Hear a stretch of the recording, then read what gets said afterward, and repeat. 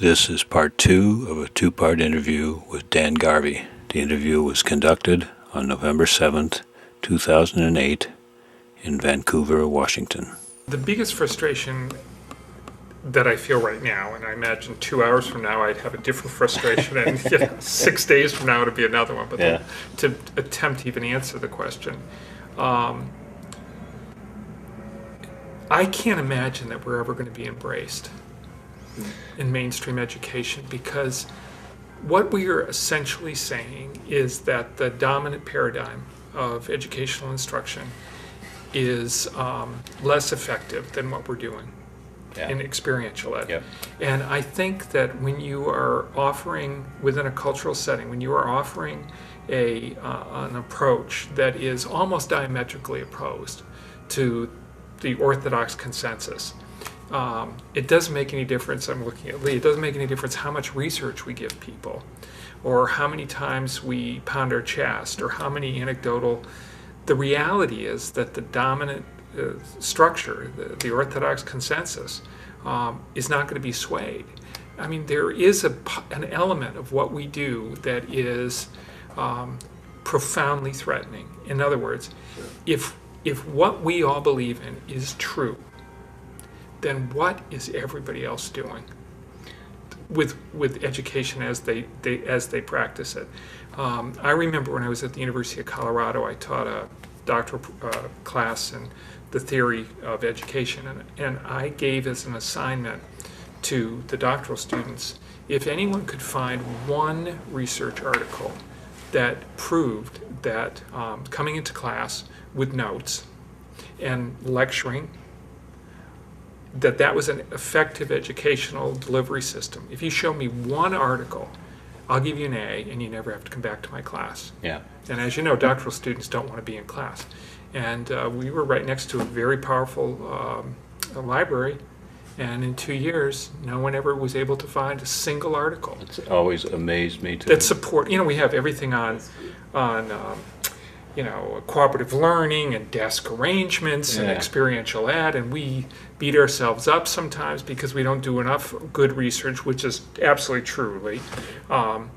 But it's also true that the dominant mode of instruction is vacant, and I don't want to sound like a radical, but it's amazed me that the very first thing you learn in any Ed 100 class is the worst way to teach anything is lecture. I mean, everybody learns that, and yet everybody does that. Right.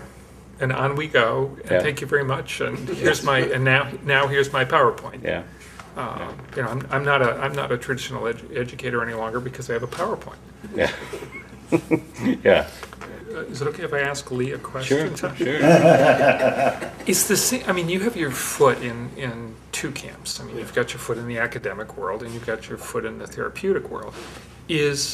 Are the practices that therapeutic applications of it, are they as threatening to APA, for instance, or are they as threatening to that structure as experiential ed as we know it might be to the academy, if you get my drift? I do, I do get your drift. Yeah, I think the one-word answer would be, I think, yes. Yeah. And for me, the learning, Dan, it's a great question, but the learning has been, I had to change my language of what I was presenting. I spent a lot of time early in my career saying adventure therapy, wilderness therapy. Oh, no, we don't do that. We don't do that.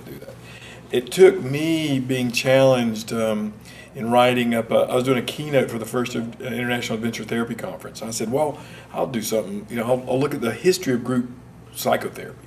I went back to the history of group psychotherapy and saw that the first two major players who were writing and doing were activity-based group psychotherapists.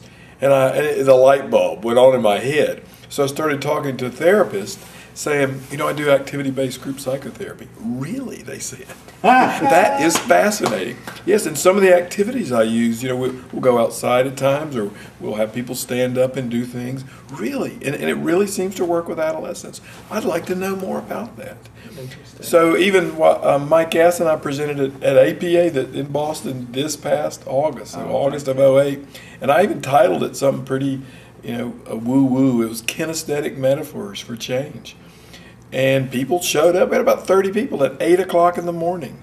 And there were probably a third of the people in there who were psychologists, who knew what was going on, who knew Mike Gass and knew who I was, and wanted to share and play and participate and do these activities. And another group that kind of just walked in there, but very open. I was very surprised. I have had to find the group, literally the group people within APA, and to begin to talk to those folks. And what's been helpful has been the connections that I have back from graduate school and professors even that I have that are involved in that group. So that's been useful in finding those people who value it. But for the most part, when we flip to the evidence-based side, that's where we are quickly shot down because we don't have randomized controlled trials showing that this approach of using activity is better than any other approach. So. What always amazed me at College of DuPage when we would have our curriculum wars, which we had a lot because we were doing experiential things and they weren't, and was that the most threatened group was always the psychologists. Really? Oh yeah, always. I mean, we had more battles with the psych people than any other discipline at the college, and you would have expected just the opposite. Why was, I mean... They're the most threatened because they don't accept themselves as a science. You know, they get that from all sides, you know, they get that kind of thing, and so they have to be more what's the word I'm looking for? More vigilant in terms of holding on to Yeah. it. Yeah. Yeah, they're not quite legitimate. That's a very insightful time. Yeah.